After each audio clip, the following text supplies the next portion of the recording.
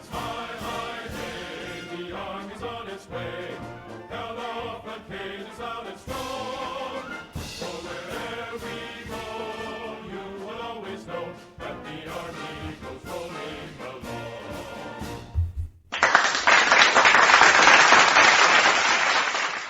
Hi, welcome to Pegasus Research Substack Week in Review Unscripted number 24 podcast. I am Thomas, the founder of the author for Pegasus Research. I'm an economist, a military historian, and a U.S. Army veteran. If you like my content and want to support my work, please consider becoming a subscriber or follower on Substack or support me on Patreon. The website will be found in the description section of this podcast. I want to welcome all my new subscribers. So we're continuing on after many months of no real activity of adding subscribers. We are starting to move a little bit. That is just me following some suggestions from an Australian Substacker of how to start getting your name out there on Substack. So I guess I was probably not getting a lot of time in doing the right methods, more writing and doing less of trying to market my work out to the larger audience. So just all my new listeners, just want to say welcome. This is a really an unscripted podcast of the writings that I had this week. I have a few bullet points, but it is completely me talking off the top of my head. So I can try to ramble sometimes not, sometimes overlook things, but just giving some of my thoughts that I couldn't really put on paper. Hopefully get some additional understanding, or at least see where my head was when I wrote these papers. So the first paper, wrote 4 papers this week that we'll review. The first one is China Mulling a Quarantine Against Taiwan, Part 1. Is China mulling a quarantine against Taiwan, Part 2. And then there will be the European Union and Viktor Orban continue to antagonize each other. And the final is the West Philippine Sea Newsletter, Volume 12. So 3 weeks in a row, we brought that newsletter back. Definitely, I wish it could be for better, quieter times in the West Philippine Sea. But unfortunately, no, there's no real breakthrough. So we'll discuss that at the end. So first one is China mulling a quarantine against Taiwan, Part 1. So this is the concern, not something coming out so much from China, but coming from Western watchers, that they are seeing that there's a definite possibility of China foregoing an invasion of Taiwan and choosing some other police action. This comes somewhat as a surprise because China has been intensifying its naval air and missile exercises in and around the island. Obviously, they are telegraphing that this is practice for a military takeover of the island. Also, they conduct these exercises when the Taiwanese politicians or voters do something that upsets China. That could be anywhere from who they voted for to elect as their new president, or when a Speaker of the House visits Taiwan. Oftentimes it is followed by some form of exercise to show China's displeasure. But outside of that, China has been conducting fairly large-scale military maneuvers against Taiwan. A lot of it is speculated to be trying to gauge what Taiwanese defenses and then to lull them into a sense of false security, thinking that these exercises are normal, and not being able to tell the prelude between an exercise and an invasion. So as these exercises become more and more realistic, yes, there is a possibility that you could lull the Taiwanese defenses into a false sense of security. So that was a concern, and that's been coming from the West as well in Taiwan.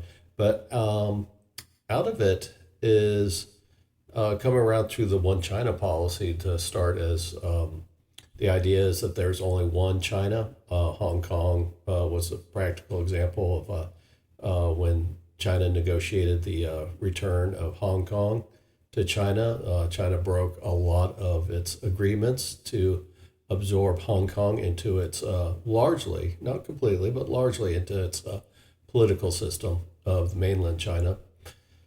And Taiwan has obviously been an issue. It's been a sticking point since 1972 when a decision was made that the UN would recognize mainland China, the CCP, Chinese Communist Party, over Taiwan and its former national government as a member of the 5-member Security Council. But that also put Taiwan in the limbo state because the U.S. did agree into a one China policy as well, but not to the extent of what the Chinese Communist Party wanted, because it recognized that Taiwan was a separate entity, did not give them country status. Obviously, we don't keep we don't have a diplomatic mission there, or as far as we don't have an embassy with an ambassador, but we do have diplomatic connections. But we don't recognize Taiwan as a country. It's in this weird gray area, even for the U.S. And I think there's only a handful of countries in the world that recognize Taiwan as a separate country. If a country wants to have any type of financial or political support from China, they have to agree with the Chinese about the one China policy, and that Taiwan is a breakaway or a province in rebellion and is truly part of mainland China, because there's only one China. And this even extends to Ukraine. Ukraine agreed to this. Ukraine visited, the foreign minister visited last month to visited last month to Beijing on the Beijing's invitation. Mainly the Ukrainians agreed to this in the hope of restarting peace talks using Chinese leverage to get the Russians to come to the peace table. But there's also other extensions like Belt and Road Initiative when the war is over. But Ukraine, in its ability or its desire to get Chinese cooperation in ending the war, agreed to the one China policy. So the Ukrainians, even with all the help that they're receiving from the U.S., have actually gone in a different direction as far as the one China policy. It's fully their right to do. So I'm not saying that they're wrong, but it was odd that they went ahead and agreed with the Chinese on that. And again, it's probably more this realpolitik viewpoint of the world. Ukraine wants something from the Chinese, and they went ahead and agreed to it, despite what being going contrary to U.S. policy. Again, they're their country; they can make their decisions on that. They don't have any ownership to the U.S. Agreeing to U.S. Policy, and the U.S. never stated anything about this. But it just shows that if you want to have some form of agreement with China, you have to agree to China's version of the one China policy. And you cannot question China at all about Taiwan without getting a very sharp, short response from the Chinese that Taiwan is an internal issue that they will not discuss. We know how internal issues go well in China. Just go back and look at Tiananmen Square. Internal issue, and that turned out really well for anybody that disagrees with the CCP, but that is my own bias on that. But I don't think I'm alone in that consideration. So what China's trying to do is they're trying to impose this one China policy. They're using their economic muscle and their ever-growing military muscle to get governments to accept their version of this policy. So they look at this, getting people to accept or countries to accept under duress as being a way of showing that their discussion is, or that their interpretation of Taiwan is correct. I've had some pushback from a few people, about 3, I think it was 4 maybe, pushing back on me about Taiwan and its view of being it's not considered a country in most of the world. That is correct, but how much of it is they're not viewed by most of the world as a country because they don't want to face China's wrath. And that goes to the United States. The United States has not agreed to that Taiwan is a country. So Taiwan's in this weird gray area.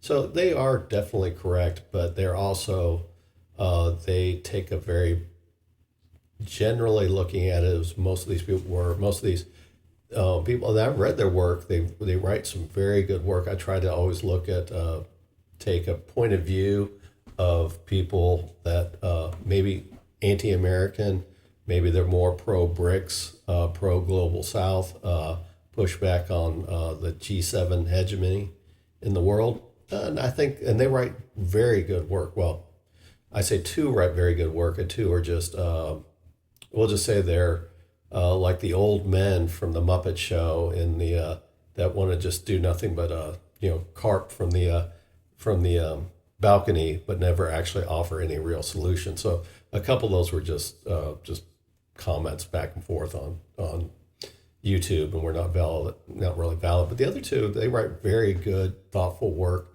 And I've run into this is where it's going on a side road, is when I write about China is I know my historiography is, my slant is pro-Western, pro-US. I try to balance my viewpoint from the other side and what the other side is thinking. And that's why I really enjoy reading people's thoughtful work on the other side of any issues. Again, the other side of this Taiwan issue, Ukraine, Russia is another popular one to read about. And you get some really thoughtful people writing from the BRICS and Global South point of view that are definitely worth reading. Though I get accused a lot of being too pro-American and not thinking enough about the certain point of view. And I admit anybody that says they have no bias one way or another are probably not being fully truthful. So when I thought about when they were pointing this out at me, and again, I admit that I try to be balanced, try to think of both points of view, but I know I have a Western-centric view of foreign policy, military policy.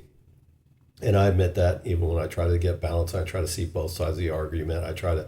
Usually why some of my writing gets kind of difficult to read at times, because I do believe that every action within anything with a human endeavor has so many variables. You can never give one true cause and give people a true reason of or give them an accurate reason of what's going on in the world of foreign policy or military policy. But I've run into a lot where people don't want to admit their biases. And it's like, that's, I think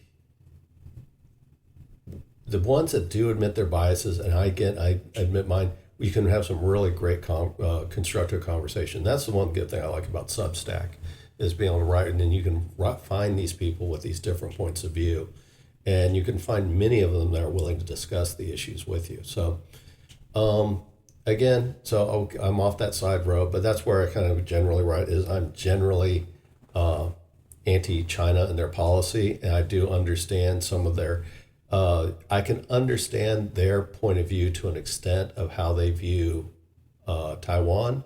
I do not agree to any of their view of the South China Sea. So I understand the Chinese point of view, but also I look at it as that from the Kuomintang, the nationalist Chinese, the Chinese Communist Party never had a presence in Taiwan. So where the Taiwanese argue is that the Chinese Communist Party was never, ever in Taiwan. And that's true because it was a stronghold for the nationalist government, but before that was occupied by Japan.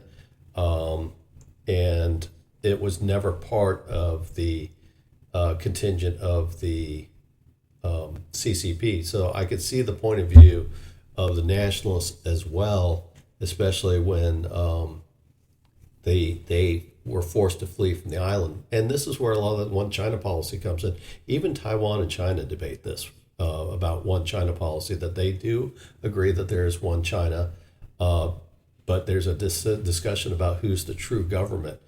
And you can argue that the Taiwanese, the nationalist government that fled there, they avoided full defeat, military defeat, annihilation, in the words of Victor Davis Hanson, is the nationalists avoided Taiwanese annihilation by the Chinese Communist Party, which means that they were never militarily defeated. Yes, they were ejected from mainland China, and the Chinese Communist Party dominates that island through the winning of the 1949 Civil War, or the finalization of the Civil War.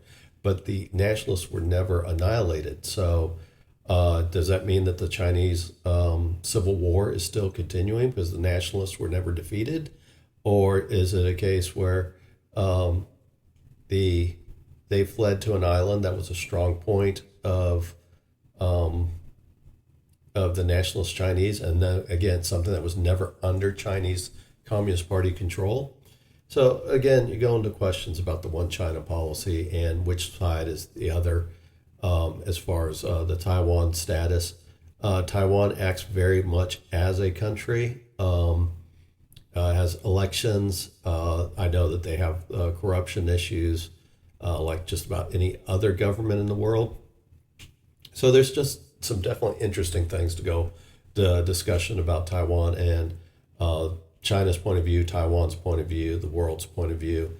And just because a majority of countries don't recognize Taiwan as a country, it doesn't mean they don't trade with them. There's plenty of trading agreements with Taiwan. That means countries are signing agreements with Taiwan, but not considering a country, but enough of a legal entity that they will sign contracts with them for trade. So it's really a strange gray area for Taiwan. And it's one of those questions where how long can this continue on to settle the status? Do you recognize them as a country and face China's wrath? Or do you just go ahead and surrender the country and its people to China without any type of resistance? So plenty of open questions on this. And you can have some really great debates about this question. This has been going on since 1949, 1972, 1979. So this has been an issue that's been going on for quite some time. But anyway, I got off on a side note on that one. So the point of view that I made is the international community cannot simply accept China's claims as Taiwan is a significant, because Taiwan, again, is a significant international partner in international trade. It is also a world leader in advanced chips and semiconductor manufacturing. So much of the international community is, even though they don't recognize Taiwan as a country, they obviously recognize it as some form of leader in advanced manufacturing, and also, again, significant trade that is beyond China's control. So it's kind of, again, let's talk about this weird gray area. So the challenge for the Chinese Communist Party is that they are aware that their military is inexperienced, and they're considering a military operation across the Taiwan Straits, which would be a highly complex invasion. Also, operating the Taiwan Straits is difficult. Even if you have naval superiority, it is a difficult operation to conduct. And I wrote a paper earlier this year about Raymond Spruance, an admiral in World War II, was making evaluations on the taking of Taiwan. And he just, even with the U.S. Navy's dominance at the time in 1944 and 45, in basically all aspects of warfare in the Pacific, he did not believe he believed that an operation in the Taiwan Straits was going to be even difficult for the U.S. Navy with all their experience in large-scale landings, that he pushed that maybe the Okinawa and Iwo Jima campaigns would be easier to conduct than Taiwan. Taiwan's got, they have weather issues. It's hard to conduct a large-scale operations in the Taiwan Straits for, I think it's something like 6 months out of the year. It's a difficult area. Of course, China has some benefits, is that they can, they would not be operating on a large logistical tail like the U.S. Navy would have in World War II. They could just operate across from their mainland, but it's still a difficult operation to get ships, especially if you don't have full control of the harbors or the harbors are wrecked. So it's a different, and so it's difficult for the CCP leadership, Chinese Communist Party leadership, that a military campaign across the straits, which could involve the United States and Japan, is a difficult area for them to consider.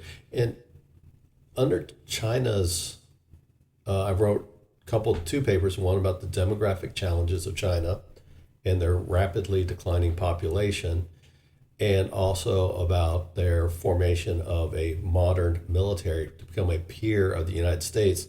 Their full scale is that they don't believe they'll be in the full peer scale with the United States until 2045. Obviously, they're not going to wait that long because the demographic challenges in the country might even make it hard for them to get to that peer level, no matter how much money they spend in their military. Not just because of having fewer population, but all the pressures that come with a rapidly declining population and economic output. So it goes into, is China's looking, do they believe that they can't wait till 2045 to force a reunification? I think President Xi Jinping of China is also trying to put himself on as a historic figure in China, as he's the one who ended the Chinese Civil War and brought the nationalist Chinese, we'll say their experiment of bringing democracy to Taiwan. He puts it at the end. He's the one that ends that more than century of I can't remember exactly the term that China uses, but basically their period of humiliation. When they reconquer Taiwan, would this be considered that their end or their century plus of humiliation, which dates back to I think 1899 in their books or in their history, where China was once a great power but was put into the backwaters because of wars with the exploitation from the West and wars with Japan. So that maybe there's something else that China can consider other than a risky military operation. Also, what China has to look at is they look across what the U.S. is doing and forming these alliances with Japan, strengthening its alliance with Japan, strengthening its alliances with South Korea, which were already strong alliances, but then making them more flexible and getting somebody like countries like the U.S., South Korea, and Japan all working together, which has not happened because of some of the lingering fallout of World War II between South Korea and Japan. But now they're starting to talk because they're seeing a common enemy. First common enemy was North Korea. I wrote about this earlier. And then also looking at the threat of China in the region as well. You got NATO being somewhat involved in communication into Asia. Not saying NATO is going to set up an alliance in the Western Pacific. I wrote about that one as well. I don't see that as being a possibility. But then you have AUKUS, and you have AUKUS Pillar 2. You have strengthening defense alliances with Australia, to a lesser extent New Zealand, obviously with the Philippines. Australia, going back to it, is they're supposed to receive eventually receive nuclear submarines from the United States and Great Britain, and this will allow them to operate deeper into the Pacific, closer to China, and actually become a threat to China, much more so than what their current diesel subs could do, or even the diesel subs that they were originally going to buy from the French. So China sees this growing block of countries in various levels of signing defense and intelligence sharing and technology sharing agreements with the U.S. or with partnerships between, like, for example, Japan and the Philippines, Philippines and Vietnam. India is playing somewhat of an small but antagonizing role to the Chinese in the South China Sea, because they have largely backed the Philippine position in the West Philippine Sea. So they see this gathering support of military alliance forming against them, and it could very well be as an invasion, a military invasion of Taiwan, could create that all those alliances to form and actually launch operations against the Chinese. So between the inexperienced military and this gathering alliance of things is that maybe there's an option, and this is coming not just from the Chinese.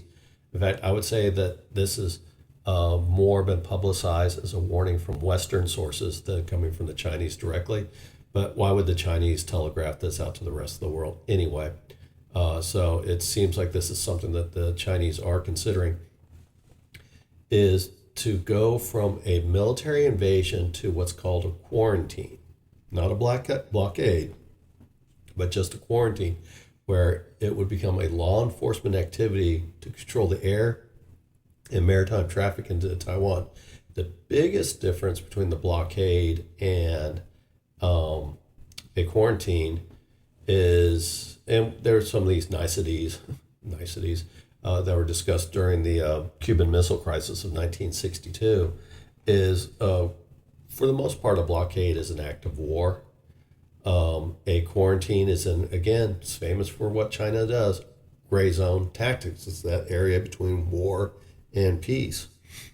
The quarantine, the biggest difference is that it would allow food and humanitarian aid to pass through the island, so it's not trying to starve the island out.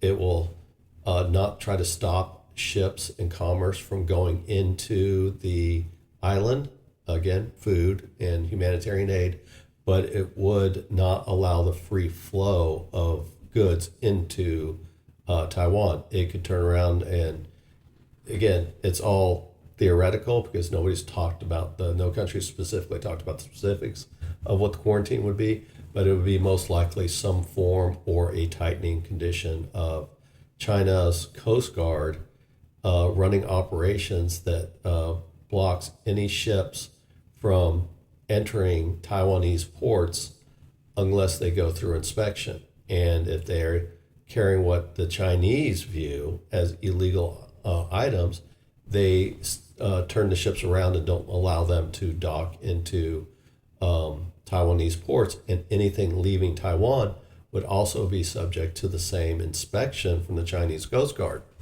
And if they found that they're having illegal items, they would send them back to the Taiwanese port. The idea is that China basically becomes the control mechanism of everything flowing in and out of Taiwan and making a decision whether it's a legal item or illegal item. And this is the problem too, is because of Taiwan's unique hybrid status, not really a country, but not part of China, living in this weird world that the international community has accepted. That means this quarantine is really in this gray area as well. Is it really legal? Is this considered China's territory? Is Taiwan considered China's territory? They're not considered an independent country, but you sign all these agreements with them outside of China, so you're giving them some type of legal status. So what does the quarantine do? It's like it just creates more questions for the international community. And the more questions that are created, the harder it is to try to create some type of coordinated response to a quarantine. So the advantages of a quarantine, first off, is because it's not a shooting war. That means the militaries won't be involved. And all these military alliances that the U.S. is creating or helping coordinate are basically become inert because the quarantine is not a military response. It's considered a law enforcement response. So if you go in there and start shooting, it's first off is, do you really want to start a shooting war over this? Maybe you do, maybe you don't. But if the area of world opinion, it doesn't really, you don't want to be the first one. You don't want to be seen as the ones to be the aggressor, especially when you're talking about great nations, great nations like the United States and China, both nuclear armed, fighting each other. So maybe you don't want to be the one to start the shooting war, and then by de facto, you just agree to let the Chinese run their quarantine and let it go where it wants. So the advantages of the quarantine has four distinct ones. Is China can assert its sovereign claims over Taiwan. Remember, Taiwan is not considered a country by most of the world. So again, it creates the question: is China's claims over China's sovereign? Yes or no? Well, in China's view, it has to be yes, because you don't agree. A vast majority of the world does not agree it's a country on its own. So what this does is it allows China to impose greater political and administrative control over the territory. Again, we'll come back to this, but basically if you sit there controlling the commerce coming in and out of the country, you're putting a tremendous amount of pressure on Taiwanese society, which again is a democratic society. So the quarantine could interfere, again, talk about domestic politics, because by restricting trade, you're creating an economic crisis. An economic crisis can create a political crisis. So you could lose is you create a situation, for example, is you create enough economic pain in Taiwan and the Taiwanese people lose faith in the current leadership, which tends to be toward more pro-independence of Taiwan. People lose confidence in those leaders, and they elect somebody that is more amicable towards China and China's point of view, and maybe even be willing to become more involved or actually agree to reunification talks with Taiwan or with China. So that means it would lead to China's pressure could create a change in leadership in the island. And I think that's where a lot of this comes from about quarantine concerns from the West, is how much China tried to interfere in the elections by threats of what this would mean to its relationship with mainland China. Because again, Taiwan and mainland China still have a fair amount of trade. And China threatened a lot of this trade if they elected the wrong politicians in the CCP's point of view. So again, using the quarantine to create an economic crisis, which will create a domestic crisis and possibly force a change in leadership and its point of view on relations with China to create a more amicable leaders elect at the ballot box, more leaders are more amicable to China. It doesn't mean that China would not interfere to try to put their own candidates in, but they could do this because they're restricting the trade around coming in and out of China. The other thing is that China, once they enact the quarantine and announce it, they don't have to always maintain this full implementation. They can simply get for example, airliners will most likely agree to China's new rules to not fly directly into Taiwan. First off, when China changed the ADIZ zones, the airliners just simply agreed to it. They didn't fight China over their illegal changing of the ADIZ rules. They just accepted it. Also, airliners have a pretty significant investment. Do they really want to risk their airliners being least likely not being shut down, but being escorted and forced to land in a Chinese-controlled area, maybe the Chinese-controlled mainland, and have their aircraft impounded by the Chinese government for breaking China's quarantine rules? So most likely you will get the airliners to agree to it without actually doing anything, because they don't want to list loss of first their passengers, loss of their aircraft, and then also you go into the both loss of aircraft, loss of life would put them up for legal issue liability issues within many jurisdictions, including the United States, depending on where the passengers come from. So they, just by announcing this and putting some pressure on airliners, they could get airliners to agree. So that means that they don't really have to maintain a full air cover over the airspace around civilian airspace, because they're not getting they're just getting compliance from the airlines without having to do anything. The other one is Taiwan being an island is they don't have to maintain a Coast Guard presence all around the ports. They could just do several things. They could just maintain minimal level of coverage and just announcing that they expect ships to comply with China's rules and be subject to inspection. So they could try to inspect every ship coming in and going out, or they could do cases where they just announce these big companies, again, they have big ships and big commitments, is maybe they view it as it's not worth challenging the Chinese authority and risk their ships being implemented and being impounded into Chinese ports. They could even do something like this, is where they separate their traffic instead of going through locations going from, let's say, mainland China to Taiwan. They load up containers in mainland China. They go to the island of Taiwan. They load up on more items, and then they go on to Australia or the United States, Canada, or even to Europe, or wherever they're going, India. So where these carriers would have to start splitting out, is like this will be a carrier that will only go to China. This will be a ship that will only go to Taiwan. But then if they do that, the shipping companies, international shipping companies, they will be easily identified as, okay, that's a Taiwanese only ship. And it would be easy for the Chinese Coast Guard to pick that ship off to force them to turn around or force them from leaving the port in Taiwan. So they don't have to have a full implementation, because they can probably get a lot of these international companies just to agree to Chinese demands, because again, a lot when you're a container ship and your business is and your investment in that ship is based on volume, the amount of containers you ship, and you look at one of your biggest customers in the area being China, versus especially when you compare it to Taiwan, are you going to just go ahead and comply with Chinese rules just to keep that amount of volume flowing through the area into their ships? And then you're also not risking their ships as well.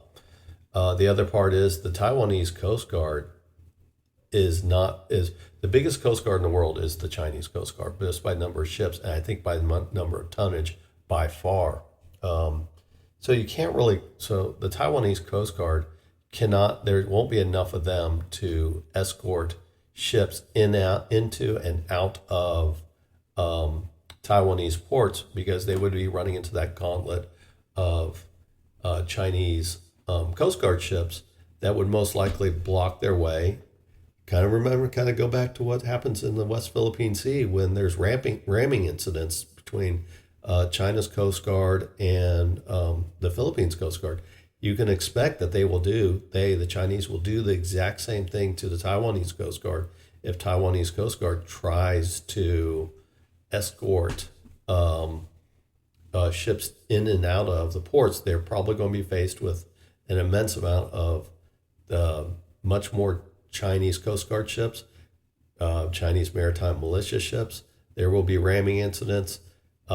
Ramming of ships require repair. That means that there's going to be as ships have to be pulled off the line to be repaired. That means you have less escorts going in and out of. So it's not a really win situation, and they can't deploy their Navy, meaning Taiwan can't deploy their Navy, because the expectation is the People's Liberation Army Navy will be backing up the Coast Guard, not performing functions, but basically think of it as providing security to the Chinese Coast Guard. So if the Taiwanese Navy comes sailing out, that's probably going to involve the Chinese PLAN, People's Liberation Army Navy. So it may not be something that that the Taiwanese necessarily want to engage in, though that would create a shooting war, and that would be a whole different issue there, where China could say that it was the Taiwanese that started the war. So there is a lot of benefits from the fact that you could you wouldn't have the military cost, you wouldn't have to wait for their military to be fully peer status ready to be to combat the United States, you could do it sooner rather than later, and you'll probably get a lot of commercial compliance without ever firing a shot. That they will go along with what you're stating. And again, the only reason this is possible is because Taiwan's in this weird neutral status in the international community, that it's not recognized as a full country, but it is recognized in many of the world as a legal entity.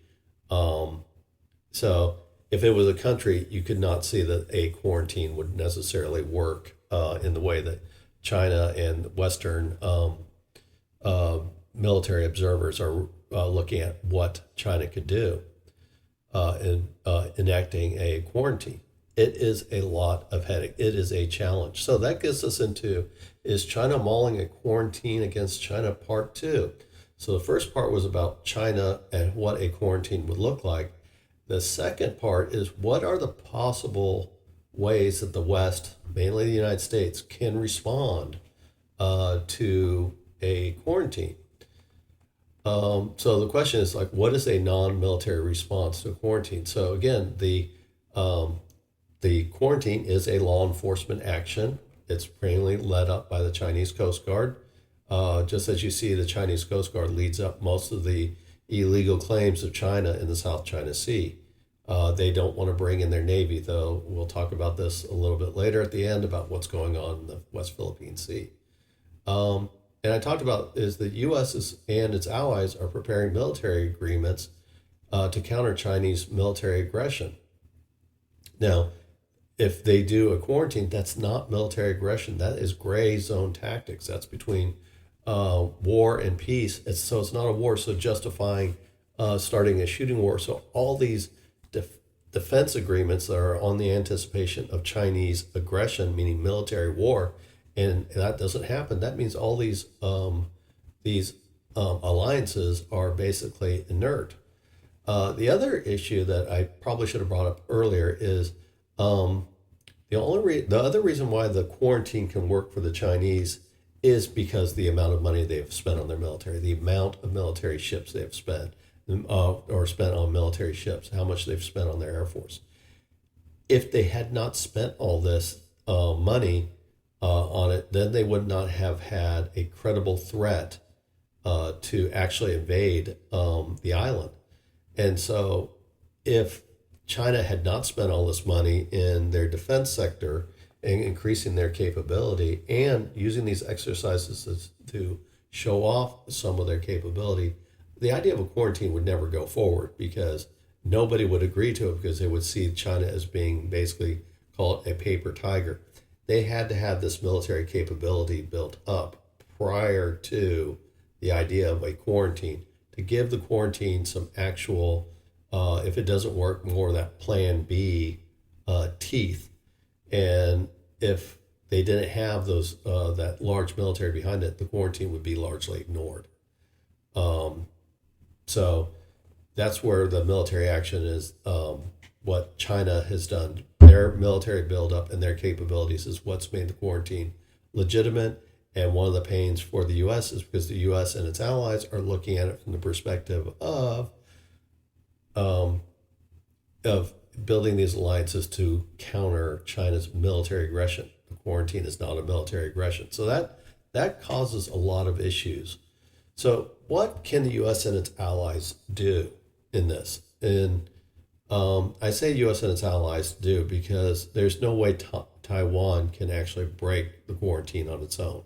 It doesn't have the military force. It doesn't have the Coast Guard of a sufficient size to be able to counter the Chinese. So the U.S. and its allies could use military force to break the quarantine, and this is basically going to create a shooting war with China. Basically, just looking at the view is you're treating it like a quarantine, and you're going to break, or a blockade, and you're going to break it. So the decision is, how would the U.S. go about this? Would they fight the war alone, or would they get allies to join in, like the Japan and the Philippines, even Taiwan for that perspective? Would they actually be able to do So would be the U.S. going alone, or would be the allies joining in into a shooting war? So that's always a possibility. And the other possibility is Taiwan might just say, no, we're just going to go ahead and start firing missiles and sinking ships, and just instead of a slow strangulation by China that they will ultimately lose, they might just go down and blaze of glory style, like some shootout from Robert Redford and Paul Newman charging out to the Bolivian army. Reference to an old movie. Just hopeless cause of just going out, rather go down shooting than going down in a slow death spiral.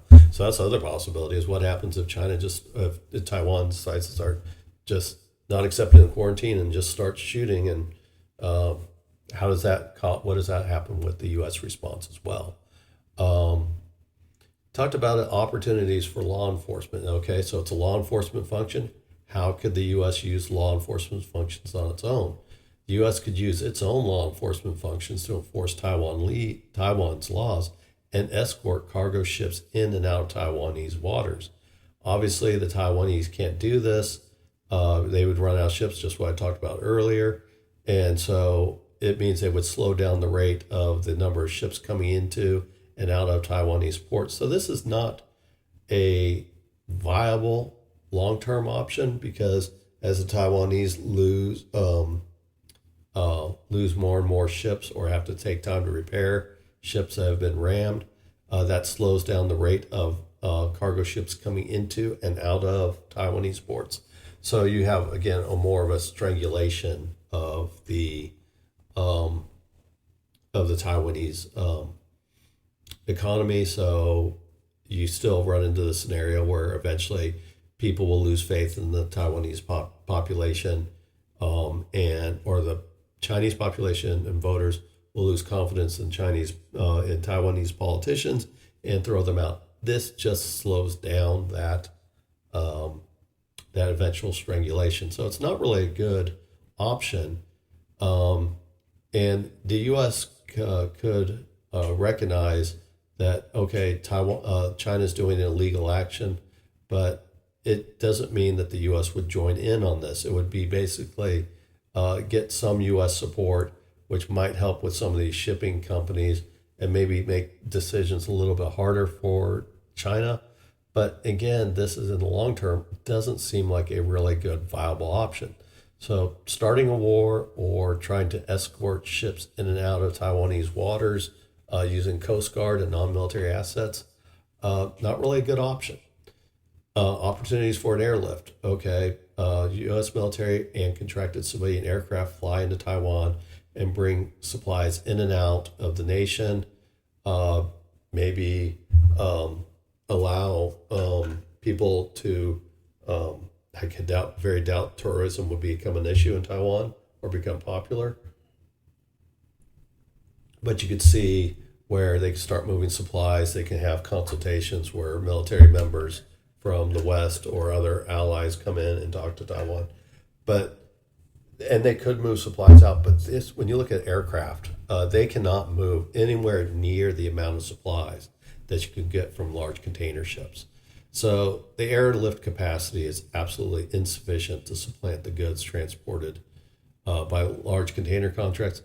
This is not the Berlin airlift. You cannot keep a island of Taiwan is dramatically bigger, geographically bigger than Berlin was during 1948, and the distance that the aircraft have to travel would be much larger, much longer. So this, again, not really a sufficient response. And the reason why this would make it difficult is if it's U.S. military aircraft flying in there, the Chinese are not going to try to shoot down. They might try to slow down. They might try to annoy, but they're not going to shoot down U.S. military aircraft coming into and out of the war zone, coming into and out of Taiwan, because they don't want to start a shooting war, and also because airlift capacity is not going to make that big of a difference in helping it's not going to break the quarantine. It's just not enough capacity. Now they could do other things like try to fly out equipment that's used to make advanced chips and semiconductors and relocate them, and basically, I don't know, create a Taiwanese in exile government, which Taiwanese governments are kind of in exile because in their view. But I don't see this again. This is not really a good or viable option, and it's still the results are exactly the same as the other two. Just a slow strangulation of the economy to create a political crisis in Taiwan. All right, the other option is trade embargo. To just flat out say that the U.S. can enact a trade embargo with China, saying, and you preferably want your partners to go along with it to make it significant. Trade embargo all Chinese goods from our goods coming into and out of China. You would need Japan, South Korea, United Kingdom, European Union, United States, of course, NAFTA. You don't want all these things because you can't do. I know Mexico doesn't. But for example, you can't just have Mexico not be part of it, and China just ships all their goods into Mexico, and then Mexico, because it's a free trade zone, North American free trade zone, they just drive it across to the U.S. and they get around the embargo. So it has to include the U.S. and NAFTA, Japan, South Korea, again, significant business partners. They're also significant players in the shipping world. United Kingdom, I say the United Kingdom because they're separate of the European Union. You need all these legal entities to agree to it. And the idea is that would economically cripple China because, again, China is an export-based economy, the factory of the world type of thing, which is also up for danger when you read one of my papers about the demographic time bomb in China. So you could cripple China's economy, which would also create the idea of social pressure. Now, China's leadership, the CCP, does not come up for elections, but they are very much concerned about social unrest because you're talking about the as of now, you're seeing almost 1.3 billion people. They're not going to be able to control everybody. Social unrest is always a concern for countries like this. Can they keep social control if their economy is crippled? So this could be a significant issue for China. And it seems like on face value, if this could be done, that this is the best way to break the quarantine in China or threaten China with not allowing them to, or not having them not even agree to a quarantine because they know that there would be an economic boycott. That economic trade embargo would happen during a shooting war. You can guarantee it. If there is not a shooting war, it's going to take more political convincing of partners around the world to enact a trade embargo. So if China decides to go into the island, do an invasion, yes, a trade embargo is coming. Now, if they decide not to and use a quarantine, a trade embargo is there. So this is something that China is somewhat vulnerable towards. And so this is a viable option. The trade-off is that will also create economic pain in the United States and Europe and all throughout everybody that agrees to this because, it's a trading, again, China is one of the biggest exporters in the world. I think they might even be the biggest exporter in the world. India's not ready to pick up that slack. They have to still build out their infrastructure. Obviously, trade is there's demand for Chinese goods throughout the world.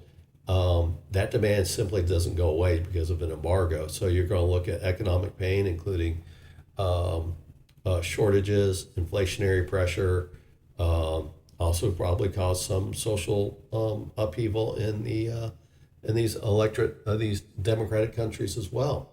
So it would take a lot of willingness to take the economic pain of enacting a trade embargo. It is probably the most effective option, realistic option for the any countries that's opposed to this.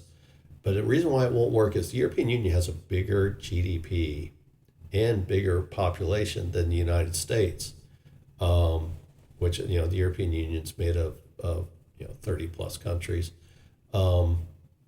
It doesn't work if the European Union doesn't agree to it. It doesn't work if NAFTA doesn't agree to it.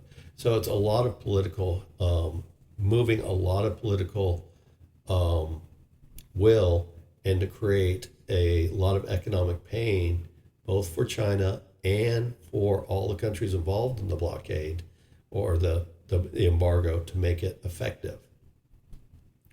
So the other questions is, what do you do about outside of trade? Do you embargo oil from coming in?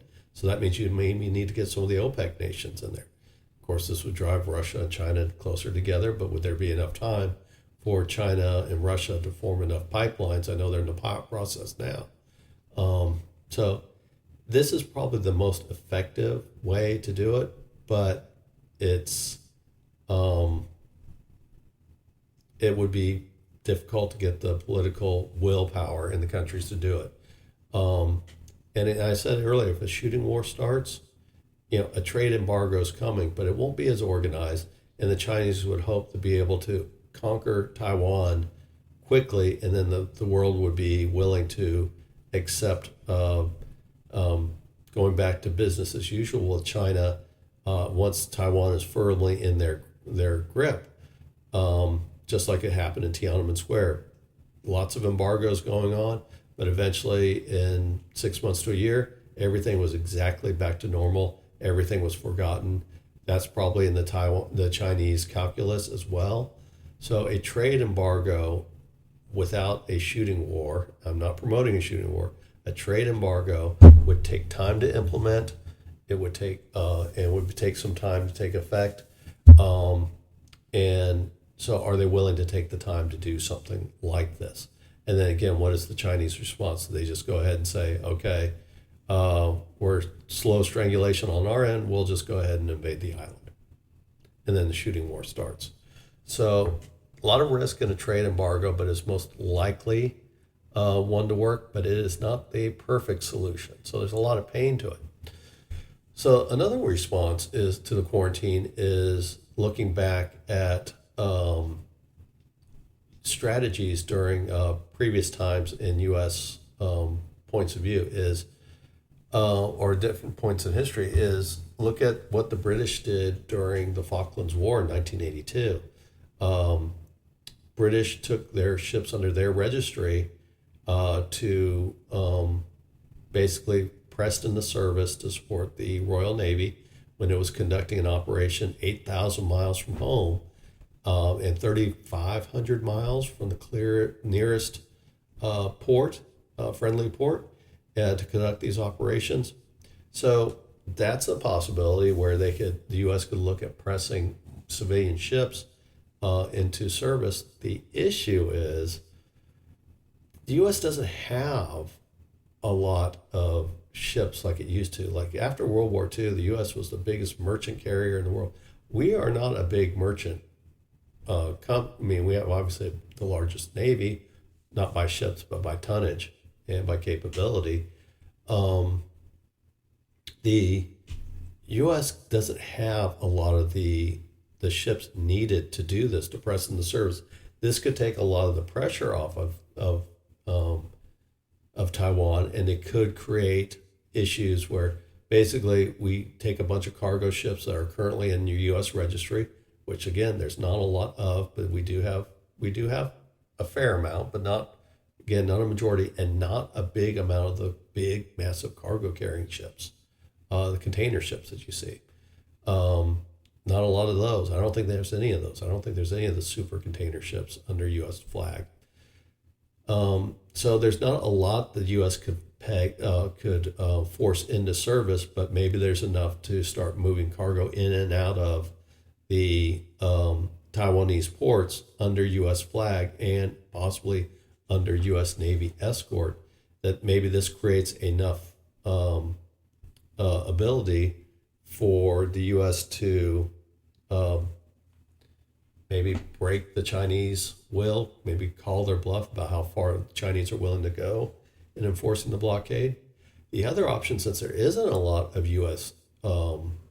Flagged ships to be able to do that can be pressed into service, is do what the United States did during the tanker war in the Persian Gulf in the 1980s. And this is where the U.S. reflagged Kuwaiti oil tankers and made them U.S. flagged ships. And they were able to be, at that point, were able to be escorted by the U.S. Navy into and out of the Persian Gulf. Now, everybody knew that what they were doing, but the Iranians and the Iraqis did not dare attack a tanker that was under U.S. flag. This is after USS Stark had happened, and risk a possible shooting war with the United States, because again, you had the Stark incident, you've had Praying Mantis, I think maybe occurred after or right around that time period. So this is not something that the Iranians and the Iraqis wanted to do. They did not want to attack a U.S. flagged ship, even though they were truly Kuwaiti oil tankers. But this is a way. So the option is, can the U.S. convince enough of these big cargo container ships to flag under the U.S. flag and go under U.S. Navy escort into and out of Taiwan? Yes, that is a possibility. It is doubtful that that can happen, though, because what incentive can the U.S. give to these countries, again, or to these flag carriers, if China decides to take it out on them? Obviously, a ship is not going to be able to go to China and then skip Taiwan, and then we'll just assign a few of these ships to just Taiwan only. Most likely not going to happen, though. What is the incentive for these flagged ships, or for these large container ships to flag under the U.S. flag to avoid Chinese interference? Would China say, okay, you agreed to allow your ships to be flagged under U.S. carrier. You cannot send any of your non-U.S. flag carriers into the Chinese ports. So again, their businesses are based on volume. And if you do something to cut their volume, they're going to be less incentivized to participate in this. And the U.S. cannot legally press them, not like they could possibly do with U.S. registered ships and press them into service. So this does not seem like a great option either for the U.S. Because again, why would these big private ship container companies agree to this, knowing that they're probably going to catch the wrath of the Chinese? And if they don't do it, they'll catch the wrath of the Americans. So it's like they would probably agree more to the status quo and just try to remain neutral and carry business as usual, which would be harder for the U.S. to combat. So possibility, but trying to get large scale consideration for current non-U.S. ships to flag, to carry the U.S. flag, to be escorted into and out of ports, just doesn't seem likely. The other one is that in 1980, President Jimmy Carter of the United States declared what was eventually called the Carter Doctrine, and he made the Persian Gulf, come back to the Persian Gulf, he declared that was the flow of oil into and out of the out of the Persian Gulf was in the U.S. national interest, and that the U.S. military would respond in force to protect its national interest. And again, the national interest was the Persian Gulf. So that means they were going to keep the Strait of Hormuz open. They would protect the Saudi and Kuwaiti oil fields. At the time in 1980, they were probably agreeing to Iraqi oil as well. The only country that was considered a threat was Iran. And of course, there's other concerns, is that of Russian threats of taking over parts of these or Soviet Union taking over part of these countries and cutting off the oil supply as well. So the Carter Doctrine was to declare the Persian Gulf a national interest of the United States. So what if something like the Carter Doctrine was enacted in Taiwan? I don't know what you would call it, but something like the Carter Doctrine, and declare that trade with Taiwan is in the U.S. national interest. Obviously, you could argue that with the U.S. being so dependent, especially in the 70s and 80s, on Persian Gulf oil, you could see where that could be argued as being part of the U.S. national interest. But would Taiwan really fall as part of U.S. national interest? Again, the biggest single producer of much needed advanced computer chips and of semiconductors. So yes, there is an interest in that these products still be eligible to be sent to the U.S. and the Western countries, and they are not sent to China. So you could argue that, but other than that, the normal other trade, you cannot really say it's of the U.S. national interest. The declaring national interest may be just enough to try to convince Taiwan or China that their only option is a shooting war again, and that this takes the quarantine off the board. So it does carry some of that, but it also eliminates the U.S. strategic ambiguity regarding Taiwan. Everybody refers or considers, and probably correctly, is that the U.S. will defend Taiwan in case of a invasion from China. That's not guaranteed because, again, the U.S. the idea is strategic ambiguity. We might, we may not. You don't know. We're not going to commit to what we'll do. We're not going to commit to what we won't do. So that leaves China questioning about how far they can really push it. So on side of caution, they decide not to push at all or push very little. Obviously, they're pushing some because they're conducting these exercises in and around the islands. So that is a possibility as well. And any violation of this Taiwan doctrine would create a military response, just like the idea of anything in the Carter Doctrine with the Persian Gulf. The U.S. would have to consult with its Western Pacific allies and see if they could receive support as well, because again, don't really need their support necessarily to enact this doctrine because it's just called a piece of paper, but they have to be willing to these countries in and around the Western Pacific, their U.S. allies. If a quarantine is chosen by China, the Carter-esque like doctrine that is imposed or is all of a sudden enacted, the U.S. is going to need to know what bases they can use to operate against China in and around Taiwan, whether they can use Okinawa and Japan and South Korea and the Philippines. And so they would have to get some type of sign off on their from the Western Pacific allies before any type of doctrine like this is imposed, because that also enacts the risk is, well, maybe the Carter-esque like doctrine from the Chinese point of view is not really that much of a threat if the United States can't operate against the Taiwan at all, because they don't have any support in the area.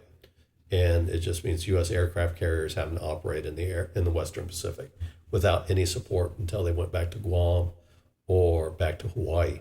So, so they would have to have some type of support. So really what this says is that the quarantine option that the Chinese are considering, and that what the many Western observers are fear, is there is no good answer to this quarantine.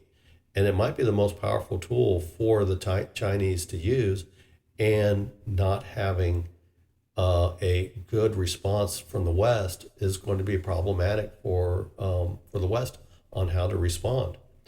The other thing is I just talked about is just, again, Taiwan just might start shooting instead of choosing a quick death over a slow, agonizing one. So the point is, it's an interesting gray zone tactic, something that China definitely embraces in their whole period, especially the CCP, Chinese Communist Party, has embraced it throughout their existence. So this would just be an extension of that.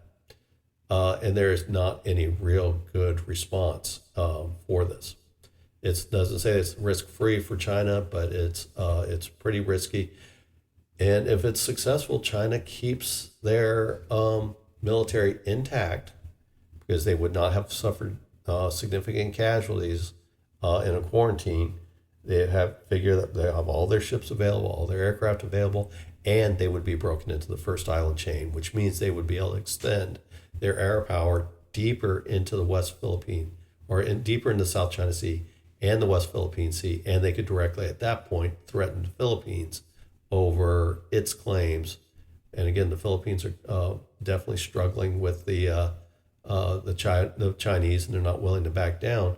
All of a sudden, this opens up a lot more issues where by allowing China into the first island chain, it creates a major security imbalance in the South China Sea in the favor of China. It also means that U.S. aircraft carriers are going to be in much more danger, or the U.S. Navy in general, operating in the area because it extends the range of missile coverage of the Chinese against U.S. aircraft carriers, which the Chinese have spent a significant amount of their resources in building up into at least a credible threat to American carriers. So it changes the security situation.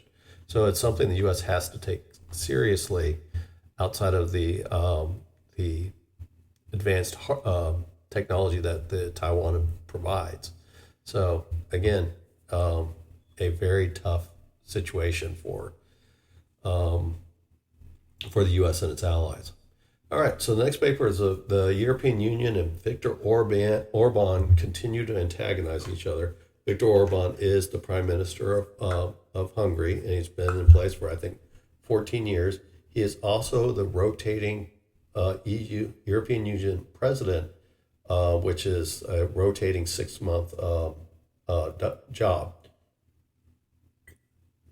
that they rotate on, and the head of state of the member country that's picked, their prime minister or president becomes the European Union president for 6 months, which doesn't have a lot of power, kind of controls the agenda, but most of the power for calling what the European Union does as a political entity comes from the European Commission, but it does have some power. So it's funny because the European Union and NATO are very much antagonized by Viktor Orban. Some of them are for, I would say, good reasons. There's certainly, I think, oftentimes he gets a lot of pushback because Viktor Orban has a different point of view than mainly the Western European dominated parts of the EU with the bigger economies. So he does antagonize him because he has a different point of view. Being from Eastern Europe, he has a different point of view than what the West does. And that often antagonizes both NATO and the EU, but he operates within the rules that are given to from the EU. So many times when he opposes EU, he's made and NATO, he's made out as a bad guy, but he's actually acting within the legal authority that was given within the framework of the EU and NATO. So the European Union and much of NATO leadership have an absolute dislike of him. They would like him gone, but he is acting within the rules. For the most part, we're going to talk about part where he's actually crossed the line with the European Court, but he follows within the rules of what both these organizations give to him, and they often denigrate him for that. Though again, they have no right because that's the rules. Them's the rules, and you guys created them. You guys got to live with them. If you don't like somebody that's not going along to be, not just going along to get along, you can't push back on them if they're operating within the rules, and oftentimes they are. So there's two things that are going on with Hungary this week, or maybe we want to write about it. Is there's pushback over immigration policy in Hungary, and then there's more about a EU sanctions on another Russian oil company, which is impacting Hungary and to a greater extent Slovakia. So we'll go with the immigration policy. This started back in the Arab Spring, the effects of the Arab Spring 2015, which led to the Syrian civil war, the overthrow of Libya, and then some of the disruptions that we saw in Egypt, where you start seeing much more migrant flow into Europe because of this. And the European Union chose to have a very lenient policy on immigration. And Hungary was not going along with that. And there was other countries, I think Poland at the time was very hardline about allowing immigrants into their unvetted immigrants into the country to have basically claim asylum and then having their asylum claims adjudicated not in a third country, but inside the EU itself. Hungary, and again, Poland at the time were not agreeing to this. The EU Criminal Court or European Court of Justice ruled against the Hungarians, which was, again, Viktor Orban, which was basically reaffirming a case from 2020. Also, Viktor Orban was the prime minister, and saying that, no, Hungary is acting outside of the European Union's rules, and they have to comply with the asylum standards. And the European Court this month, actually I think it was the end of July, enacted a 200 million euro, 216 million US dollar fine on Hungary and a 1 million euro daily fine, 1.1 million US dollars, for Hungary continuing not to comply with the EU's asylum laws. And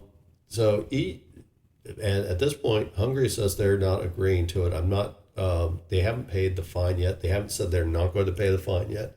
And they're willing to accept the daily fine, which tells me that they're going to eventually pay that fine, or remissions from the EU will probably be reduced by the amount of what Hungary owes for noncompliance.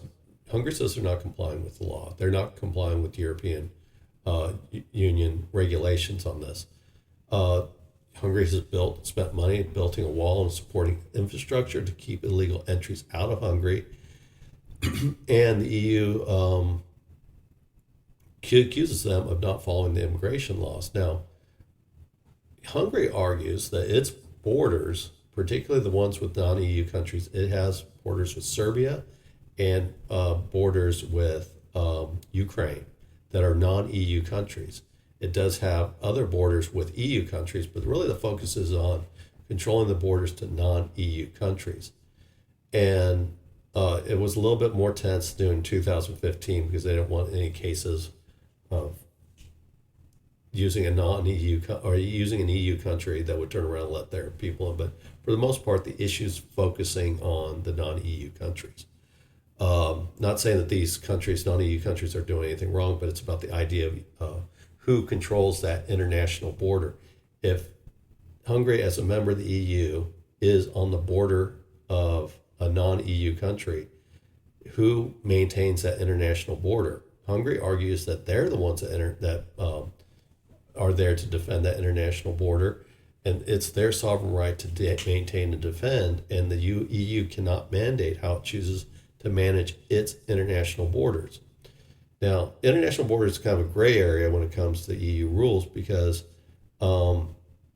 the partner nation is responsible for managing the international border and the EU rules, because the EU does not have a military. And NATO is not part of the EU, so NATO doesn't come necessarily in role of defending a border against asylum seekers. They would, obviously, against cross-border invasion. And let's say if Ukraine decides to invade Hungary, completely hypothetical, or Serbia, but decides, okay, then that could kick into the NATO. But for the most part, NATO has no role to play in this. And Frontex, which is a border patrol organization in the EU, actually has no jurisdiction on the international border if the country can maintain its own border. The only time Frontex could come in and take over the border is if the host country cannot maintain the border according to EU's standards. And again, just talked about it, Hungary built a wall and all the supporting infrastructure to keep illegal entries out of the country. So Frontex cannot come in and take over the border because Hungary has not invited them to do so. And Hungary has obviously demonstrated that it can control the border. So Frontex doesn't have a role in this. So if the EU doesn't have a military, Frontex doesn't have a role in it, NATO has nothing to do with this. Who controls that international border? it falls to the country that actually has the military. Hungary's military does not answer to the EU. That's not part of the role of the EU's border. So it is, Hungary can argue, again, it's a gray area, but it seems more to me in the Hungarian favor is they are the controller of the international border and they're the defenders because the EU will not provide any defense help, and the EU cannot tell member countries how to use their military. NATO can't even completely do that. So it leaves in the areas like, well, who's defending this border? So it has to fall into the member country jurisdictions. That means the member country for that international border. It means their immigration laws come into effect. And this is kind of, maybe I'm not hitting all the niceties of law and all the bureaucracy of Europe, and the European Union loves its bureaucracy, is basically it leaves Hungary that it's responsible for its international border. That means its immigration laws come into effect. And what the immigration laws for asylum seekers for Hungary are pretty clear in that where the EU wants Hungary to accept all, and this is where the criminal court or the court of justice came in, is they want Hungary and any of the EU countries, but specifically EU in this case, they want them to accept the asylum seekers. The asylum seekers stay in Hungary, and then as their cases are going through the adjudication process, not full adjudication, but they have to stay in Hungary until at least they have some adjudication from the EU, and then the EU will allow them to travel throughout the Schengen zone, and they can go to wherever country they want. Most of them want to go to Germany or Sweden, and now Sweden's starting to push back, but that's a separate issue. Most of them wanted to go to Germany because the more favorable standards. But until they went through that initial adjudication process, they had to stay in Hungary. So Hungary would have to basically create a infrastructure to maintain these people. Now, Hungarian law has been somewhat modified after this to help defend Viktor Orban's position, which again, politics is politics. So their law is more aligned with many of the international standards of asylum. You cannot simply pick a country and declare asylum in it. The idea is that you're only supposed to go to the next country over, and that's in peace, and that's where you put your asylum claim in. And then from there, you put in your asylum claim, says, I want to come to the U.S.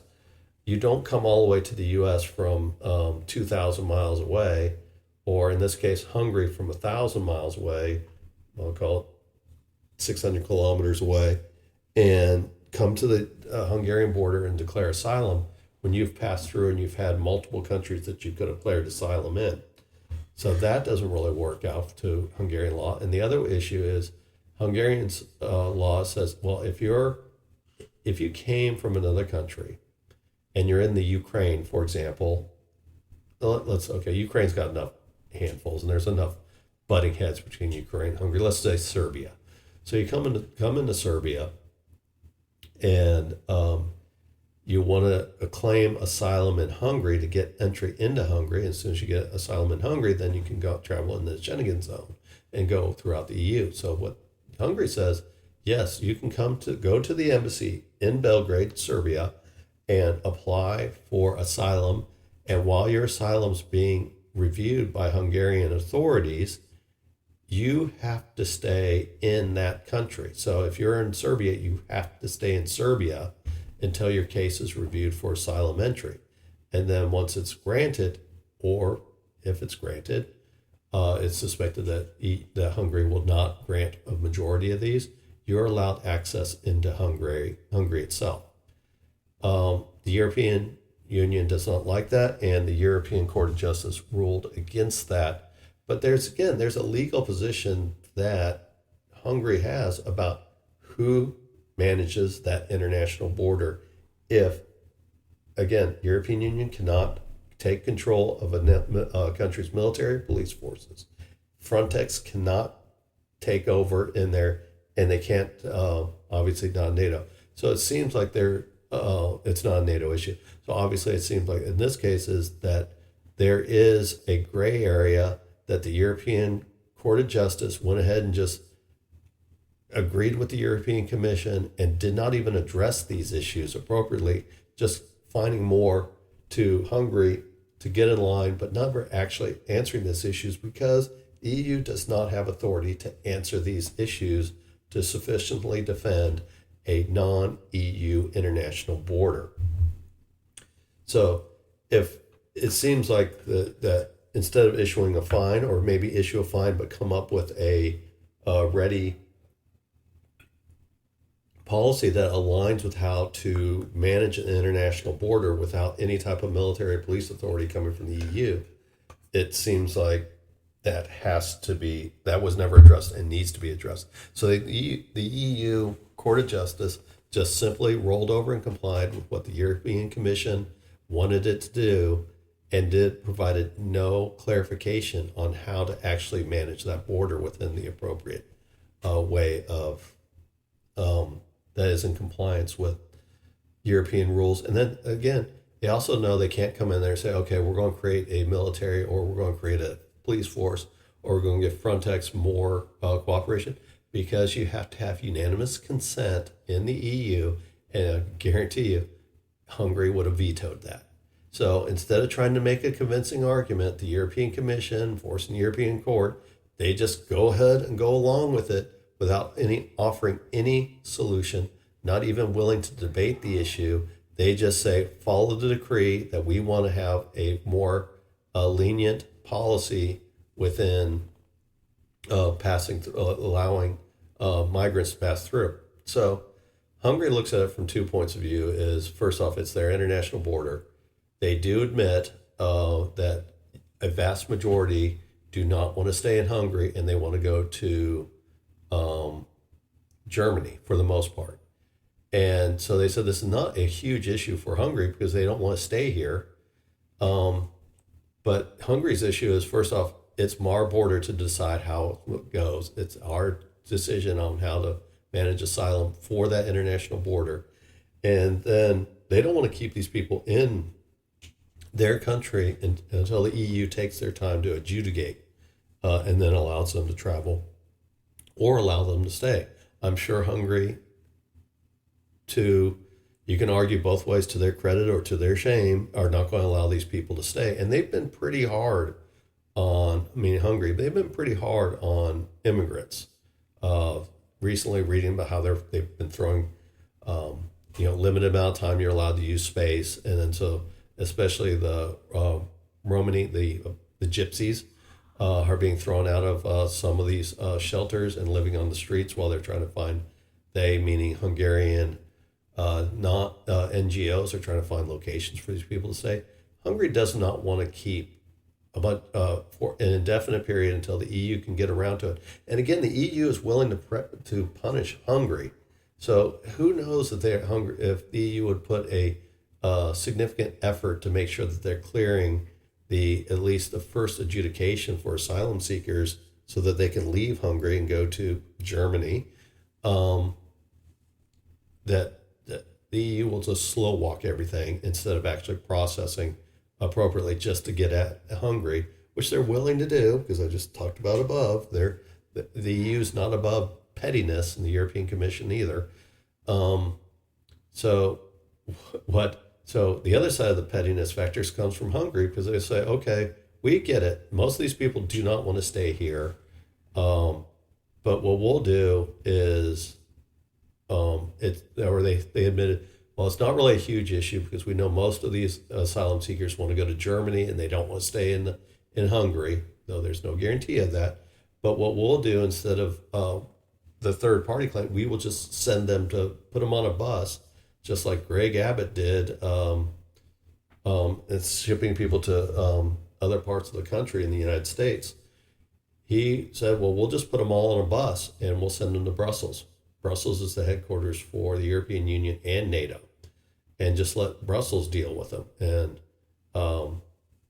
it's not, I think that the European Union is kind of pushing back on that. But again, they don't really have a law to sit there and say that they can't do this. So again, a little bit on the pettiness factor. So extending back into pettiness and the European Union's absolute dislike of Viktor Orban is there's a company called Lukoil. It's a Russian energy company. I know most people think of Gazprom, but that Lukoil is another country. Another thing is when we talk about the Ukraine war is I don't think people have a full appreciation of how much oil in pipelines still cross, how much Russian oil still crosses pipelines into Europe. And a lot of these are passing through Ukraine. So a lot of Russian oil still passes through Ukraine on its way to various parts of Europe, both for the most part not in the EU, but there is ways for EU companies to buy oil that used to be Russian oil that has been bought and now is transported on Russian oil pipelines that cross Ukraine. So there's still a fair amount, and that's probably what a lot of the Qatari peace talks is not only electricity, but protecting these oil infrastructures. So there's still a lot of Russian oil that travels unmolested through Ukraine on Russian pipelines. Now, EU made a decision after the war started in February 2022, when Russia invaded Ukraine, is that they would start making severe restrictions and eventually with the goal of eventually getting completely off Russian oil and energy, gas, from Russia. Well, Hungary and Slovakia, being Eastern European countries, they were allowed a exception from the European Union. These sanctions, first off, is they were already highly dependent, and there was no European Union in cutting them off or not providing any significant relief for these countries, Hungary and Slovakia both being smaller countries. And they also need EU rules require unanimous consent. Excuse me. If they wanted to do this severe restrictions on trading of Russian oil and gas inside the European Union, they had to have unanimous consent. Slovakia and Hungary could have held up unanimous consent unless they got this cut out. So they got this cut out from the EU that they are allowed, meaning Hungary and Slovakia, are allowed to continue to receive Russian oil that travels through pipelines through, for the most part, Ukraine to refineries in Slovakia and Hungary. So the decision by the EU was to sanction Lukoil, a Russian oil company, from transporting its oil via pipelines. And so what the European Union contacted Ukraine and told Ukraine to cut off Lukoil's access to the Russian pipelines that crossed through their country. Ukraine complied. This was protested by both Slovakia and Hungary, where Ukraine says, hey, it was a political decision by the EU. You need to take this up with the EU. So EU's and Hungary's position and Slovakia's position is, well, you, the European Union, agreed to sell us or allow us to purchase Russian oil. Now, Hungary has proposed to buy the oil before it enters Ukraine, so the oil will go from being Russian oil to Ukrainian oil, though the source is still Russia. It's a shell game. Is they would buy the oil. It would be Hungarian oil because it's already been bought outright from the Russians, and that it can carry through to Ukrainian pipelines. The EU has disagreed with this, even though Hungary pointed out that other European countries do this and they don't have an issue with it. So their thing that their view is it's the EU trying to punish Hungary and Slovakia over their continued purchase of Russian oil, and they're not attempting to get off of Russian oil. And this is pointed out where I think it was Croatia was offering to arrange for helping Hungary and Slovakia get off Russian oil with alternative ways. Hungary turned this down, probably for political reasons, trying to stay somewhat close with the Russians, or at least having friendlier relations with the Russians, and they probably didn't want to antagonize the Russians. Also, they might be receiving some form of discount um, from the Russians. So Hungary turned that down, and obviously that disappointed the European Union. So what Slovakia and Hungary, since they got this response from the Ukrainians saying it was a political decision you need to discuss with the EU, the Slovakia and Hungary asked the EU to intervene and negotiate the issue. Again, offering that, hey, we'll buy this oil prior to it ever crossing into Ukraine. Well, the EU has refused to intervene, and they are refusing to negotiate the issue. So the issue with Hungary and Slovakia says, okay, you allowed us a cutout that we would be able to buy oil from Russia, and now you're reneging on this deal.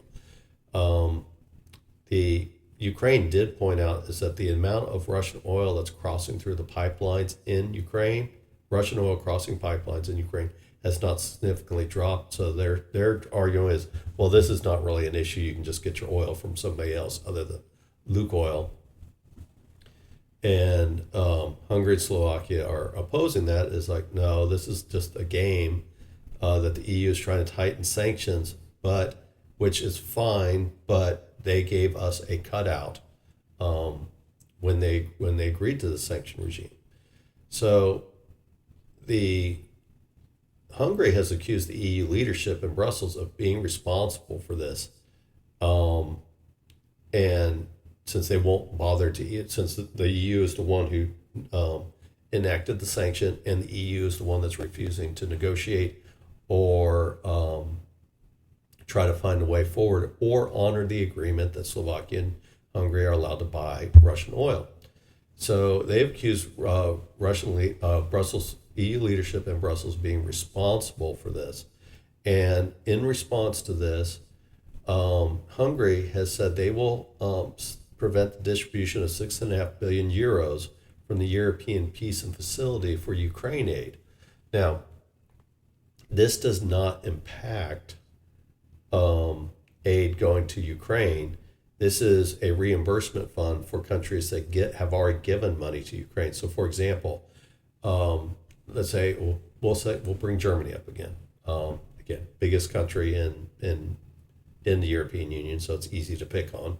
But if Germany sent $1 billion of aid through this EU agreement directly to Ukraine, the expectation, if it was part of this program, the expectation is that this fund would reimburse Germany for that €1 billion aid to Ukraine. What the Hungary and Slovakia said, they will block this aid, the use of this aid distribution. So countries cannot be reimbursed for money that they sent to Ukraine. So, but again, Hungary brought it up. Slovakia said they would also block disbursement. So that means the European Union needs to negotiate with both countries to lift the blocking of these funds if they want to continue forward with this. Now, the reason why that European Peace Facility for Ukraine Aid Fund was set up was as a way that countries in the EU could give directly to the Ukraine and not have to worry about having a unanimous vote to send that aid. And then they would set up this fund, and then it would be distributed later. But at some point, the EU was still going to run the rule that it reminds that there has to be unanimous consent. And this is where Hungary and Slovakia are acting within the rules that are given within the EU. They are not doing anything wrong. They are going to stop the disbursement of these funds. And that means the EU leadership has to negotiate some type of deal with Slovakia and Hungary to free up this aid to repay countries that have given money to Ukraine. And so they're saying they will not lift the block until the flow of oil is returned from Lukoil, whether it's purchasing it prior to crossing the Ukraine border or just go back to what it was prior to the sanctions, the EU sanctions against Lukoil. The other issue is that the Slovakians provide a lot of electricity. They're an exporter of electricity to Ukraine. Ukraine's power grid has been a focus of attacks from the Russians. And so not only some of the distribution infrastructure, but more so the production of electricity has been significantly impacted in Ukraine. It's always changes and attacks, repairs and attacks, so you can't really say exactly how much has been cut off, but I've seen estimates around 50% of Ukrainians' need for electricity is not met domestically anymore, so they have to export it. Slovakia is a large exporter of energy or of electricity, so Slovakia produces electricity and they transmit it over into through lines, electrical lines into Ukraine for them to use. And so Ukraine purchases that power. It's probably some of the aid that the European Union gives to Ukraine so Ukraine can purchase this power.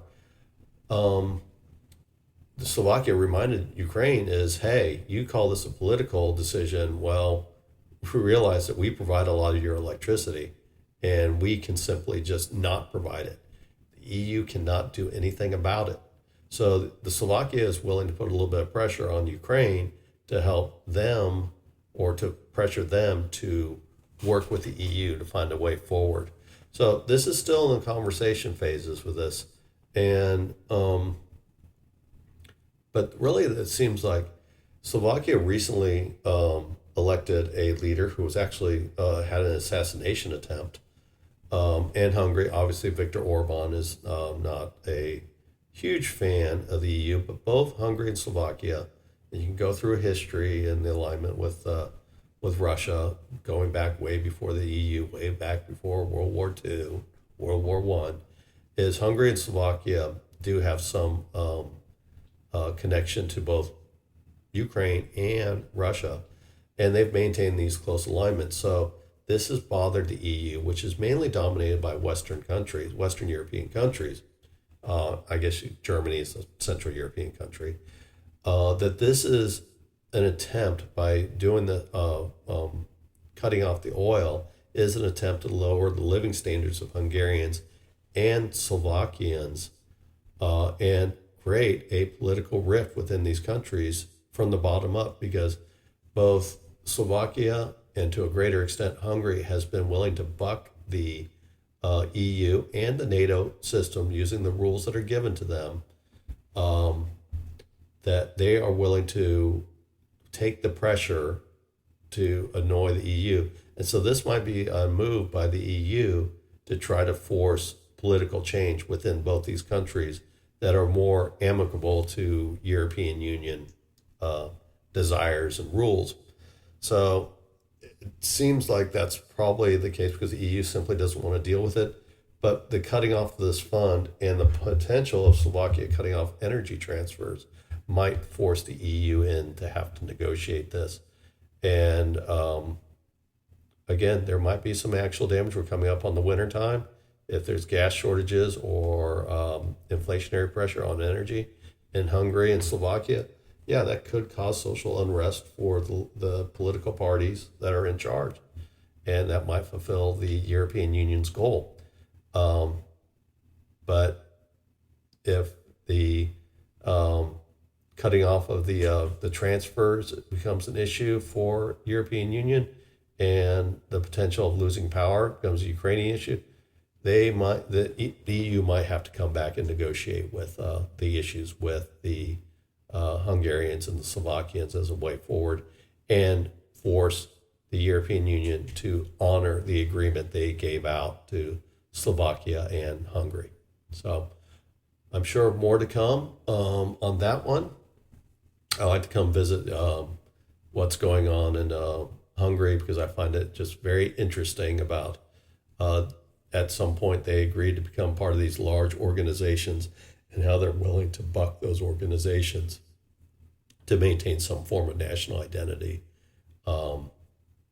within these organizations because it's very easy for a small country to get swallowed up and not ever be considered. I mean, how often do you hear from um, small countries making a big impact? When Belgium would be almost a non-factor in the EU if it wasn't for the fact that it was NATO headquarters and European Union headquarters. Otherwise, it would be a completely irrelevancy in Europe. And so it's a way for small countries to keep from getting swallowed up. So more to come on that one. So final, just this will be relatively short. The West Philippine Sea Newsletter, Volume 12. Escoda Shoal, also known as the Sabina Shoal, is for 2 consecutive weeks it's had incidences. One last week that involved a ramming of a Chinese Coast Guard ship ramming 2 Philippine ships, and this is one where and causing there's no injuries caused. There's minor damage to the Philippine ships. They were able to continue outside of the shoal, but they weren't able to continue their original mission in the Escoda Shoal. This was a case where the Chinese actually got out, beat the Philippines to the punch of getting their message out to the media, which has not been the case. The Philippines have been pretty on the vanguard of making sure that they get information out there beforehand. So they had that incident. And then this week, there was actually 2 incidences over 2 days, Sunday and Monday. So again, the Escoda Shoal is part of the West Philippine Sea. For all the new users, or new listeners, the West Philippine Sea is actually part of the South China Sea, but is part of the Philippine exclusive economic zone, which is the area that is still international waters, but it's internationally recognized areas that the member country, in this case Philippines, are allowed to exploit. Sounds bad saying exploit, but basically they're able to exploit the resources in that area. That means they're allowed to fish in these areas, and for example, China can't without permission from the Philippines to do so. They're allowed to explore gas and oil deposits in the area where China can't. So that's what the exclusive economic zone is. So it doesn't mean that that Chinese ships are not allowed to pass through the West Philippine or the exclusive economic zone. It's just mean for economic purposes, it belongs to whatever member countries has been identified as being exclusive economic zone, and that is part of international law. So on August 25th, which was a Sunday, a Philippine fishery vessel was passing to the Escoda Shoal. And again, Philippine fishermen operate in this area. So there's these government fishery vessels that they pass through these areas, providing supplies to Philippine fishermen. I think they also enforce regulations on Philippine fishermen. And I think part of their job is also to ensure that there's no non-Philippine countries doing fishing operations in the West Philippine Sea. So this one was actually was rammed. So another ramming incident by a Philippine Coast Guard ship, and was water cannoned. There was no injuries, but there was structural damage to the Philippine ship, and it did cause engine failure that took time to be able to get them out of the area. While they're trying to get out of the area, they're continuing to be assaulted by the Chinese and harassed. Not assaulted. They didn't attempt to board, but you can consider the water cannon because it does do damage to ships as in a form of assault. Because if a crewman's out there and gets water cannon, they can be injured. But there's no injuries, but there was structural damage, engine failure. And this particular incident, this fishery vessel was actually met by 8 Chinese ships in the Escoda Shoal. And this included one Chinese warship, and the predominant was the Chinese Coast Guard, but it does look like reports is that there was some Chinese maritime militia, which serves in this gray area, basically manned by the party. This incident was also filmed as well, or video was created, reports were created from the media about this one. So the Philippines actually did get their message out ahead. On August 26th, the next day, in the Escoda Shoal as well, 2 Philippine Coast Guard ships were sailing to the Escoda Shoal, and they were met by 40 Chinese ships, including Maritime Militia, Coast Guard, which I think the Coast Guard was the most predominant organization. Actually, it was 40. I think it was actually, if I remember the report right, they didn't give a breakout, but they made it sound like Maritime Militia was the predominant, produced most of the ships, working in concert with the Coast Guard. And there was 3 People's Liberation Army warships this time around. So 40 ships, so it grew from 8 to 40 in just less than a day, met these 2 Philippine Coast Guard ships. The Philippines did say that the 40 ships was excessive, and that it does appear that China was trying to prevent the Philippines from completely accessing the Escoda Shoal. Now, why this is important is that the Escoda Shoal, back earlier this year, the Philippines discovered piles of ground up coral in the Escoda Shoal, which appeared to be an attempt by China to build an artificial island. China has built many artificial islands in the South China Sea, and they use ground up coral to start building up the seabed so that they can actually start building facilities like airstrips into the area, and they can build up buildings that are above sea level. So they use the coral to raise the seabed in the shoals. So the Philippines discovered this, and they believed this was a Chinese attempt to build an artificial island. And based on the history, that this is something that has happened in the past, because they've seen all through the South China Sea. So the Philippines made a decision to permanently deploy their largest Coast Guard vessel, the BRP Teresa Magbananawa, excuse me if I'm mispronouncing that wrong, into the shoal to deter any Chinese ships from restarting construction. So they're leaving this ship in the area of the Escoda Shoal to keep the Chinese from rebuilding. Now, this has become a source of irritation for the Chinese, as you can understand. And what's happened is that there's typically been a total of 3 Coast Guard ships operating in the Escoda Shoal, with the Magbananawa being permanently there, and then 2 other Coast Guard vessels to support the Magbananawas being in that area. So what they do is these Coast Guard ships are running supplies to the larger Coast Guard ship, Magbananawa, and allowing them to stay on station the whole time. So it's basically one's permanently there, and the other 2 are running supplies back and forth, probably including replacing crew, so that the presence is there for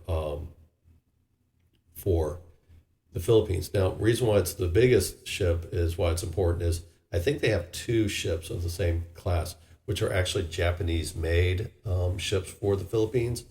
These are bigger ships. They have bigger engines than the average Coast Guard ship in the Philippines. So it's harder to ram. It's harder to push them off course without causing damage to your own ship. So if you have a bigger ship, more powerful engines, it's not as big as the Chinese average Coast Guard ship, but it would be much, much harder for a Chinese ship to push the Magbananawa off or ram it without causing significant damage to themselves as well. So it's the size, in this case, size matters.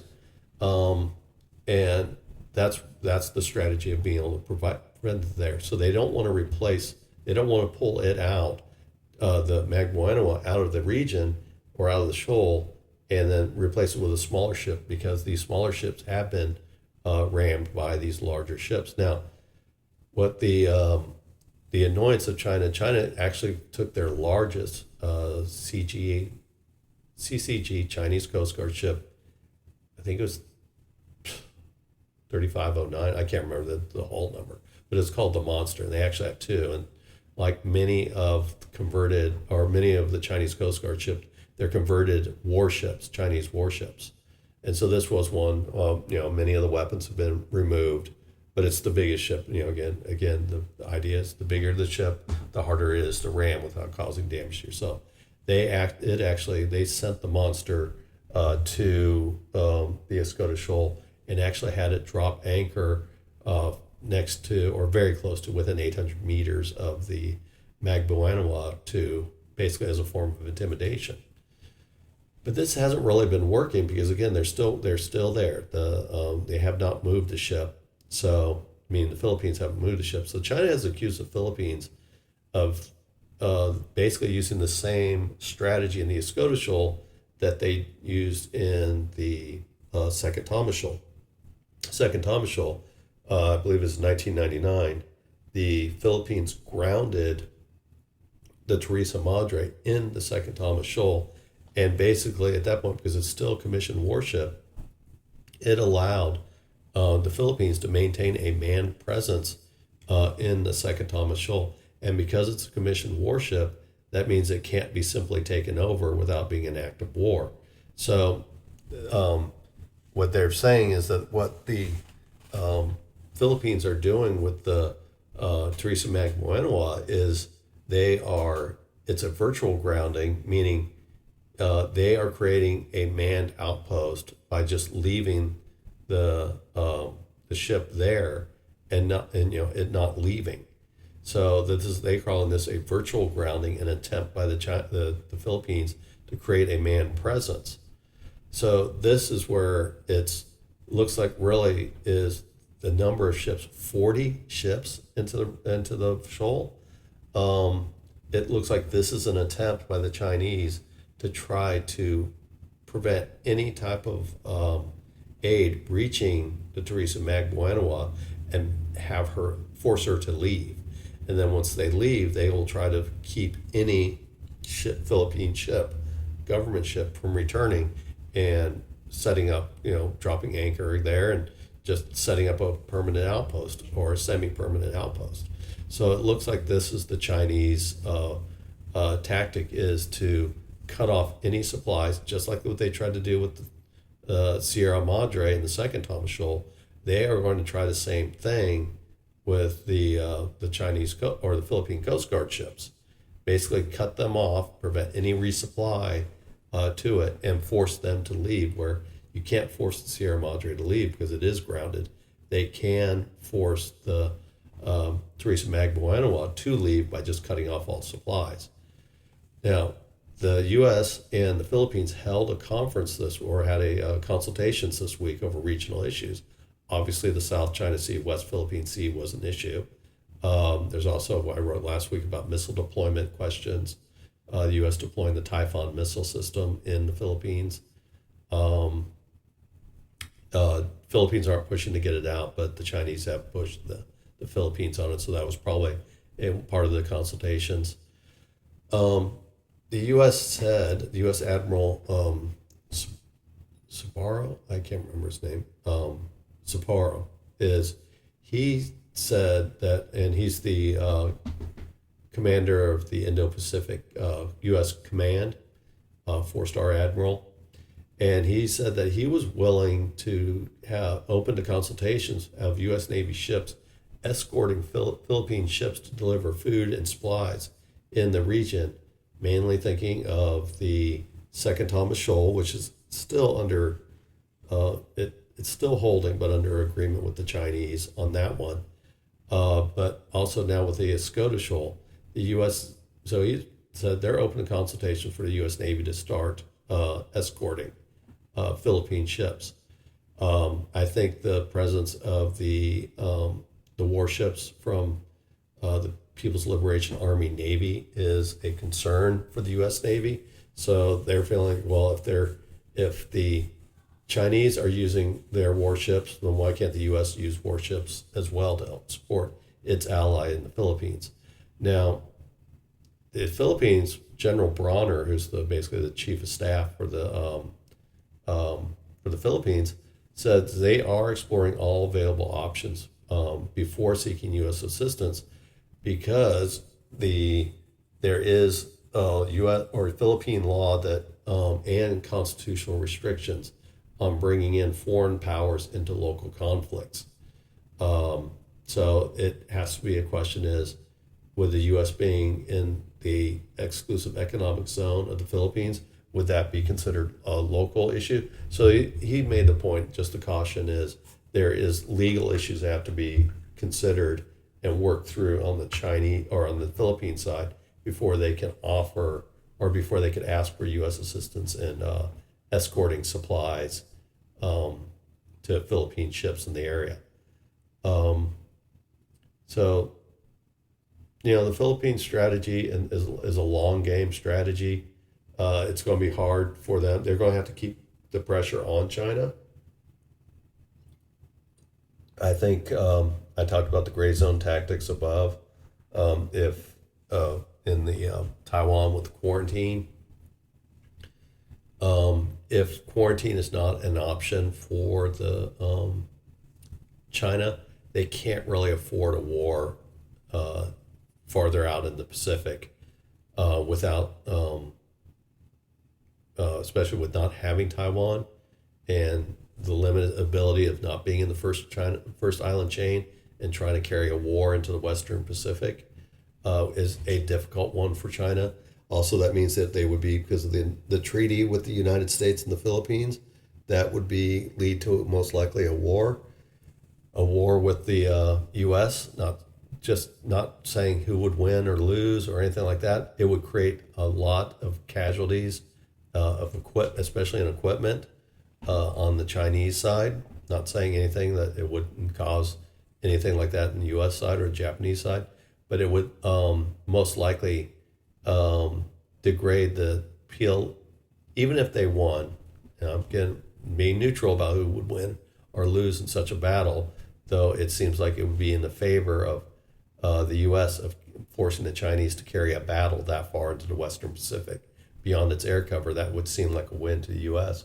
Is that if they carried it too far, meaning the Chinese, they would be risking a lot of their military and naval assets to be destroyed or seriously damaged to the point of being unrecoverable.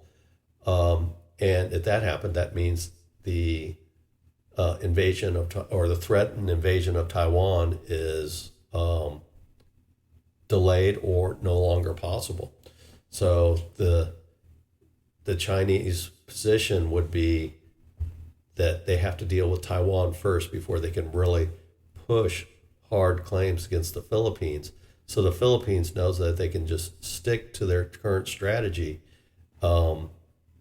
they might be in a position where the Chinese will soften their stance.